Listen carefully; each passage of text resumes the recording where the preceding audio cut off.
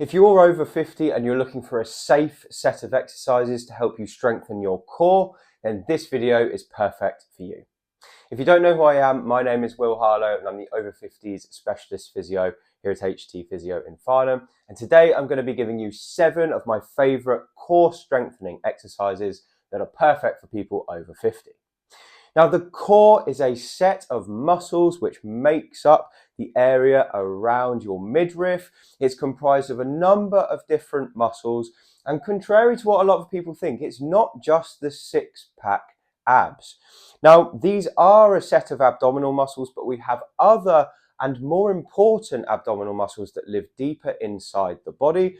And these muscles act basically like a corset to keep everything in place, so they protect against back injuries. They help you move your limbs easier because they act as a nice stable base. They help you walk more easily and they help you exercise. And having a strong core is very, very important for anyone who wants to remain healthy. Now, for many people over 50, they look online and they find core exercises that include things like sit-ups and crunches. And because they've got stiffness in their lower back or because they have pain from a previous injury, they can't do these exercises very well and they're stuck for ideas for what else to do. So this video is going to give you 7 alternatives to the sit-up and the crunch that will help you strengthen the more important deep abdominal muscles and help you prevent things like back pain and other injuries too. So let's have a look at these exercises now. So the best part about these exercises is that they can all be done from either your bed, lying on your back, or on a mat on the floor. Just choose somewhere you're going to be comfortable and you can use a pillow just to support your head. So I'm going to walk you through 7 different exercises you can do. We're going to start off just by working out what the core is and how to activate it, and then we'll move on from there. So the core really is this area that wraps all the way around the middle of the body. And the first exercise I'm going to show you is a way just to switch the core on. So I'd recommend everyone starts with this one. So to feel the core working, what we want to do is we want to put 2 hands on our stomach with our middle finger either side of the tummy button like this. And to switch our core on, we're going to do 2 things. The first thing we're going to do is we're just going to pull our tummy button a little bit in towards the spine. So the tummy button moves down. And the second thing we're going to do is we're just going to close down this space here, okay, to flatten our back down into the bed or the mat. And we should notice that our tummy feels a little bit tighter. Okay, so I'm just going to show you that again. So we're going to relax there. You're going to keep breathing as you do it. So the first thing we're going to do is you're just going to bring the tummy button in, and then we're just going to close that space down. So we call these core activations. Now, for most people, they're going to feel like almost nothing is happening, but that's good. That's just to get you used to switching this area on. Now, if you're not sure if you're doing it right, what you can do is you can put one hand underneath here, and when you're relaxed, you should feel a gap. And then when you switch it on, you should feel that gap close down. So your hand is now trapped. Okay, that's what we're looking for. So that's going to form the basis of all of the other exercises that we do. So the first thing we're going to do in any of these exercises is a core activation like this. Now, if you just want to do this exercise, that's absolutely fine. I'd recommend doing about 15 of these in a row. Each time you do it, you can hold it for about 5 seconds and do it a few times a day. Now we're going to move on to the second exercise, and the second exercise is called the bridge. Now, many people do the bridge, but they do it wrong. And if you're doing the bridge correctly, you both use your core and your glutes, which are also very important for protecting your lower back. So to do the bridge, what we're going to do is we're going to have our feet as close towards our bottom as feels comfortable. And then we're going to do that core activation movement again. And then we're going to push through our feet and lift our pelvis up in the air as high as we can. And at the top, we're going to squeeze the bum together. Now, if you're watching my body there, you can see that I'm trying to get my body into a straight line from the knees down to about here. Okay, so let's have another look again. So we switch the core on and then lift and squeeze the glutes at the top. And I can feel my tummy muscles have to work to allow me to maintain that movement. So this is the second stage of the core process, and you can feel that this is harder than the first because now we've got less contact with the ground. And I recommend people start with both hands flat on the mat or the bed. But if you want to make this harder, you can put your hands here. So flatten down and lift. And then back down. So again, we've taken away another base of support from the core to make it work harder. And this is a great exercise just to warm the area up. And already I can feel my tummy muscles have had to switch on. Now we're going to build on that and make it slightly harder. So this next exercise is another movement which helps to activate the core and build up some core strength. So we're going to start again by switching on the core. We're going to flatten that space down. And now we're going to bring one leg up off the bed into a position we call tabletop. And tabletop is 90 degrees at the hips and 90 degrees at the knees. Okay, so we've got one leg up like that. And then once we've done that, we're going to hold it there and take the other one up as well. Now, when that is there, we should feel that the tummy has to switch on. We're going to keep it on as we drop the first leg down without letting your back lift off the bed. And then you're going to drop your second leg down like that. So the exercise works like this. You bring your right leg up, you hold it there. You bring your left leg up, you hold it there. You put your right leg down, hold it there, and your left leg down as well. And you'll find that you can do repetitions of this whole sequence. And as you do it, your core muscles will get a nice workout. Now, if you're doing this correctly, what you should feel is your tummy has to stay switched on. But as you get to this point, your back, it wants to lift up off the bed. So you're having to resist that movement. And that's the correct thing to do, is to keep it flat. You don't want it to lift up off the bed. I'll show you the wrong way now. You don't want it to do that, because then the core doesn't work anymore and we're using our hip flexors. You want to keep it flattened against the bed as you do this exercise. Now, you can do this for either a number of repetitions or you can count to 1 minute, whatever works best for you. And I'd recommend doing that about 3 times over, just to the point where you feel like your tummy has had a bit of a workout. Now, the fourth exercise we're going to do for the core builds on that concept, but makes it slightly harder. So if you found that very easy, this exercise might be better for you. So you're going to start off again by activating the core by just switching this area on and flattening down here. You're then going to lift your first leg up into tabletop, and then you're going to bring the other one up as well.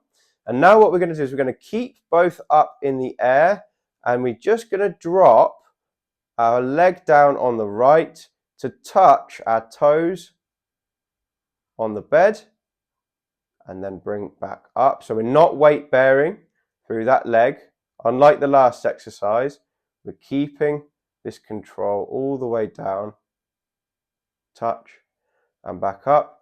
And again, I'm trying to keep my tummy in and my back flat against the bed. If you're not sure, you can put your hand here or here just to check.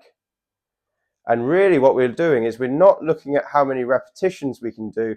We're looking at how controlled we can be throughout the movement and how long we can maintain this perfect control for. Now, if you're doing this correctly, you should start to get an ache around your tummy, not so much in your hips. If you're getting it in your hips, it means you've probably allowed your back to lift up more.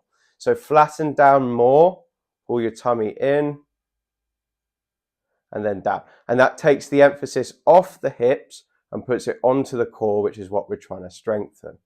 So this is a tough exercise. It's a really good one though. We call it toe dips. And basically what it does is it challenges the core by taking away bases of support and makes the core work harder so it gets stronger. So that's your next exercise. Now for our fifth exercise, we're going to roll onto our front. And we're going to do something called the half plank. Now most people have heard of the plank, and the plank is basically a position that you can get into which really challenges the core muscles. But for most of my clients, doing a full plank is out of the question. So I tell most people to start off with what we call the half plank. And the full plank basically involves going up on your toes.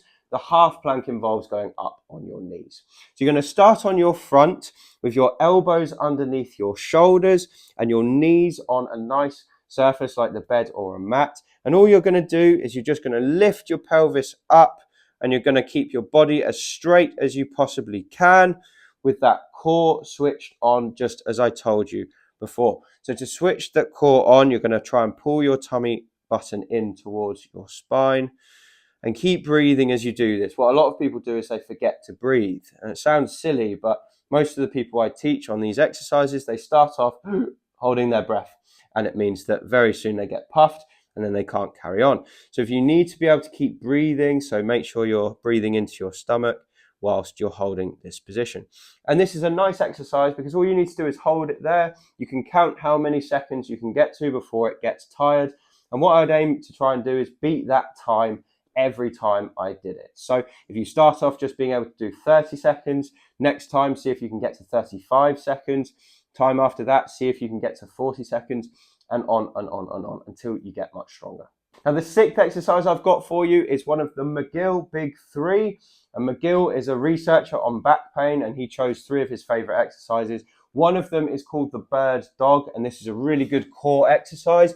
Basically involves getting onto all fours. So obviously your knees have got to be able to tolerate this, but I recommend doing this on a bed or on somewhere where you've got softness underneath your knees. So you're going to go on all fours, and then what you're going to do is you're first just going to switch that tummy on. So pull your belly button in towards your spine, and then you're going to try and lift one arm, keeping your back straight, and at the same time you're going to try and straighten the opposite leg.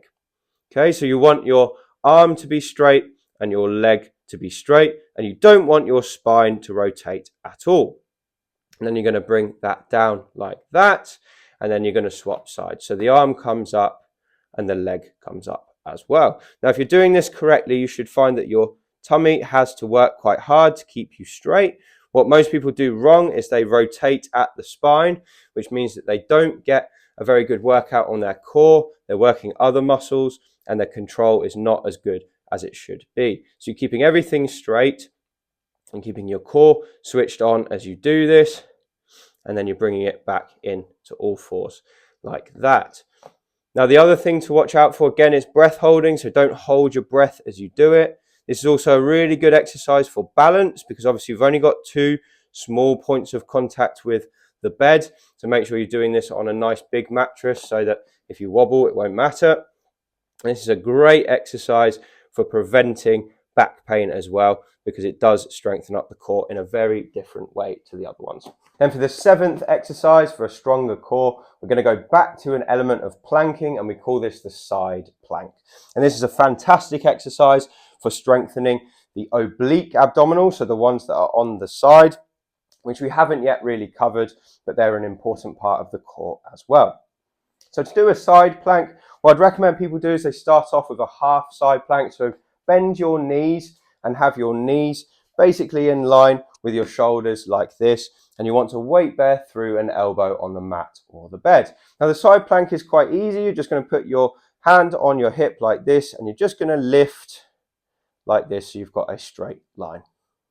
And then you can hold there for a couple of seconds before you come back down. Now I recommend what most people do is they do it as repetitions rather than as a long hold, because you'll be able to feel it more in your obliques, and you also get a bit of a workout for the abductors in the glutes as well. So these are the ones that support your hip and your spine. So that's the half plank. You can also progress that to a full side plank if you want by straightening your legs out. So as you can see, that's a harder movement to maintain the straight line. So I recommend most people start with the half plank on the side to begin with. And if you're confident, you can stretch it out to a full plank as well. So those are 7 of my favorite core exercises for people over 50. I hope that has been a useful video. If it has, please subscribe to the channel and leave a comment below. And if you want to get more from me, you can pick up a copy of my book. It's called Thriving Beyond 50, and it's on Amazon using the link below. It's got loads of exercises and tips like the ones in this video. Anyway, that's all from me. Thank you for watching, and I'll see you on the next one.